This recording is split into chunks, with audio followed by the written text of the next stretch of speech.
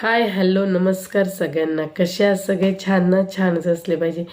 कालच्या ब्लॉगमध्ये आपण काय काय पाहिलं आणि आजच्या ब्लॉगमध्ये ह्या जावडीला मला मारलेला किती आनंद व्हायचा.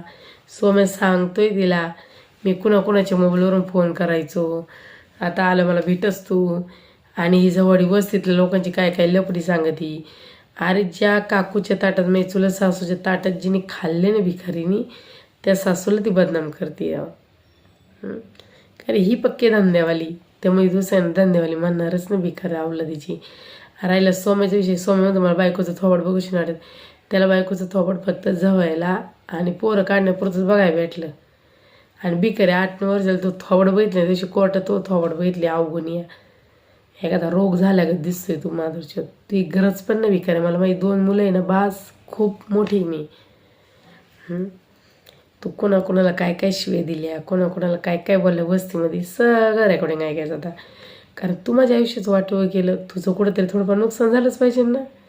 आणि तुला इज्जतच नाही. तू काय म्हणतो वस्तीतल्या लोकांना कोण घाबरते. अरे वस्तीतले लोक तुझ्या नादी लागत नाही.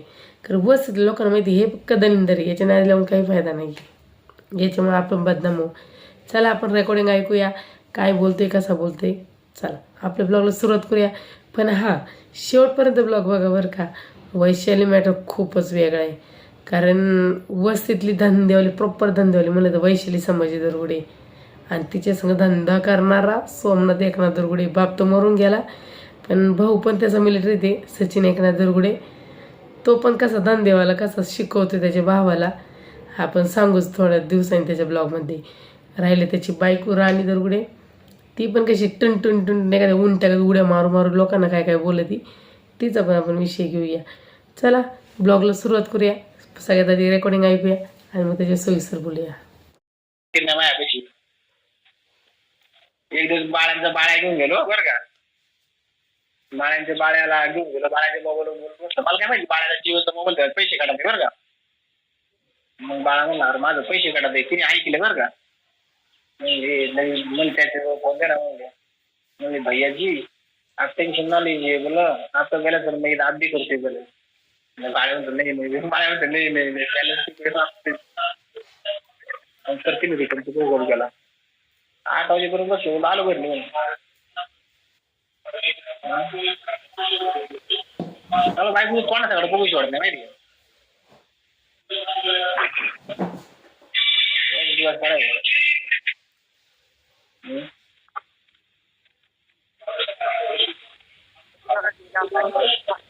हा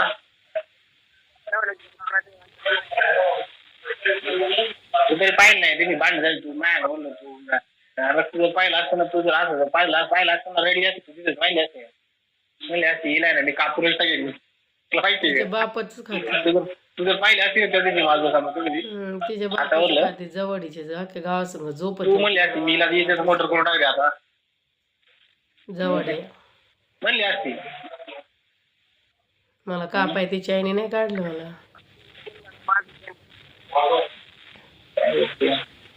वस्तीमुळे बसायला लागते का. तुला वस्तीला घाबरतो.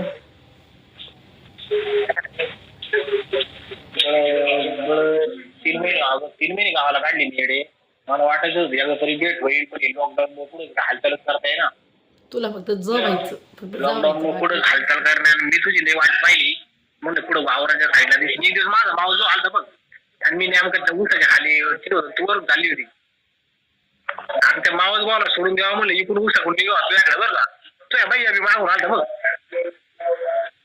हा म्हणून नाही मी तुझ्या साईड बाबाच्या वावर खूप तिकडे राहणार तुझी गाडी यायला. ते पहिला बिला हात तुमच्या तिकडे गिरी जायचो, तू त्या साईडला वावरा कुठे दिसा सकाळ तिकडे पड त्याच्या बापाचं बिपाचं तिकडे जायचं ना. तुमच्या वावराकडून जायचो, पण तिकडे बी दिसत नव्हती माझं. कधीच नाही गाठ पड्या एवढंच नाही.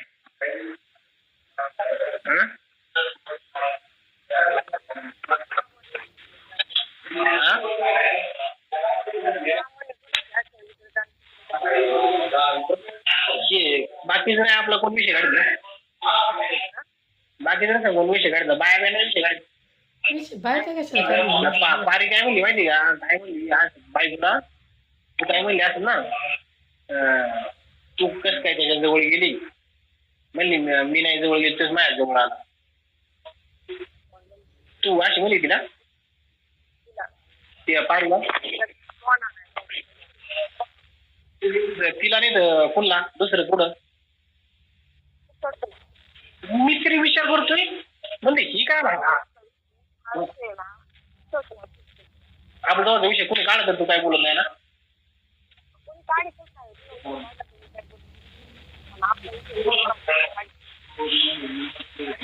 माझा विषय काढू शकत नाही तुला माहिती गोष्टी लोकांसाठी मला एक घाबरा माहिती का तुला घाबरे मग जवळ त्याला माहिती ग बस हा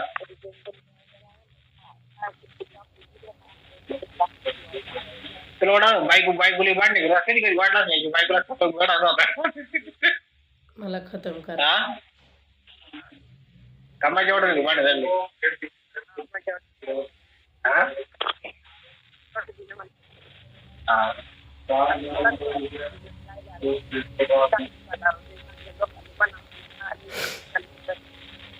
मला वाटत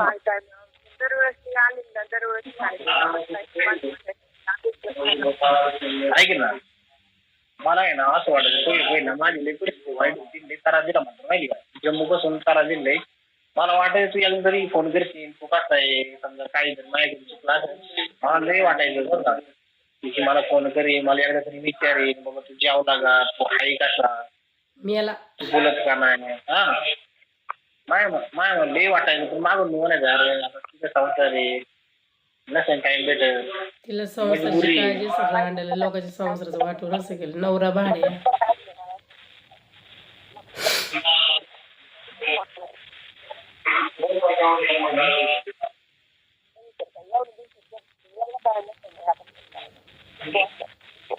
मग का नाही करणार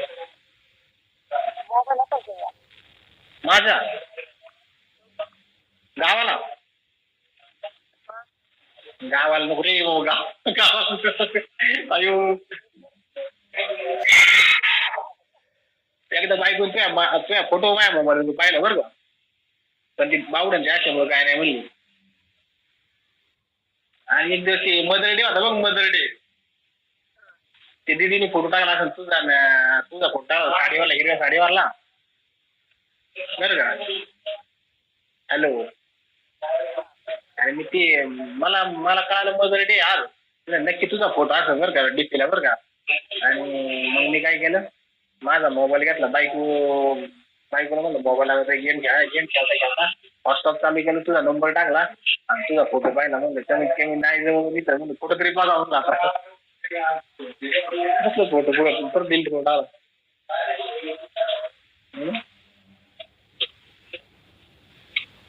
तसं मी वस्ती बोलला नाही घाबरत माहिती का वस्ती कुणी काय म्हणतो मी डायरेक्ट म्हणतो हाय माय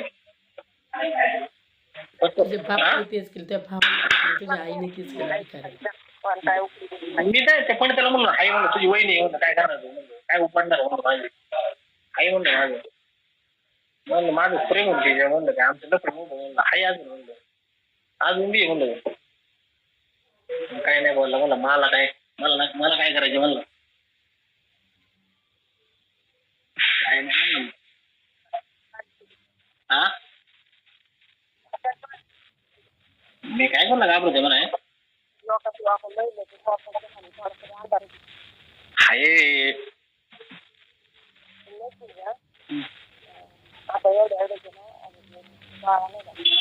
हा मोने वाऱ्या त्यात कोणाचं हा बबू बाबाची बायको की आपला इंदाबाईचा बाब्या आणि ते मोने बाळ्या हा खाल्ल्यावर मनीषाचा बाळ्या हा त्याने चालू आहे आहे ना अरे बरं का बरं मला वाटलं होतं डाऊट. चला आपण यांचं नंतर उद्या विषय ऐकू कोणता बाळ्यान कोणती सून कोणती काय तर अगं जवाडे मला मारलं तुला लय मज्जा वाटायची ना ग कुत्रे भिकारे तुला काय शब्द बोलायचे मला वाटतं तुला बुधवार पेठेत नेऊन ठेवा बुधवार पेठेत लई जण पेटे ना ग रांड तुला तशी तू झोपडपट्टीतलीची राहिला तू बुधवार पेठेत गेली ना लई धंदा करशील ग त्यात लईच एनर्जी दिसती अख्या वस्तीला घेती नवऱ्याला घेती लोकांचं नवरं घेती उरव हा जवळ अरे सुधर की भिकारे हा कुठं कुठं तुला पकडली कोणी कोणी पकडली ते पण आपण रेकॉर्डिंग ऐकू तुझं नंतर तुला आहे का लाच होय ग भिकारी तुझं मी नाव पण घेत नाही अवघड आमच्या दोघांची भांडणं झालं तुला लय मज्जा येते होय ग आज तू माझा संसार उद्ध्वस्त केला माझ्या दोन्ही मुलांना बापापासून लांब केलं का तर फक्त तुला जवायला लागत होतं म्हणून तुला फक्त त्याचा पैसा लागत होता म्हणून हा लवडी भिकारी तुला किती माज ना ग तुझ्या गांडीला मला वाटते तुझ्या नवऱ्याने त्या सासूने चांगली काहीतरी गरम करून घाला होता तुला माज कमी होईल होई ग भिकारी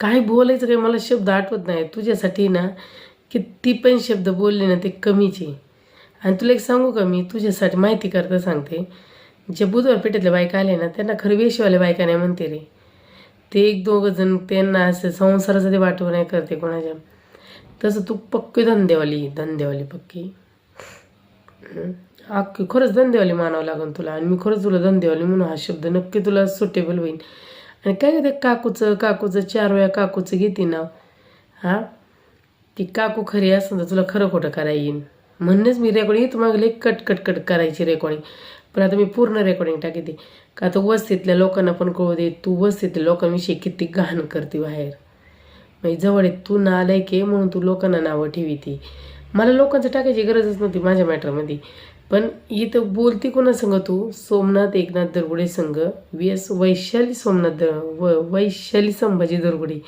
ही बोलती हां मी वस्तीतल्या लोकांचं टाकलंच नसतं पण वस्तीतल्या लोकांचं का टाकायची वेळ आली काय कारण आहे की इथं वस्तीतल्या लोकांना पण कळलं पाहिजे की ही जवाडी किती जणांचा गू खाती म्हणून बघा चिंचोशीकरांनो तुमचं अजून कुठं नाव येणार आहे हे पण लक्षात ठेवा ही असली जवाडी तुमच्या वस्तीवर राहते आणि तुम्हाला बदनाम करते हां कारण ही 10 जणांखाली पडते म्हणून ही तुमचं नाव बदनाम करायला निघाली चला भेटूया आपण दुसऱ्या ब्लॉगमध्ये तर सगळ्यांना बाय बाय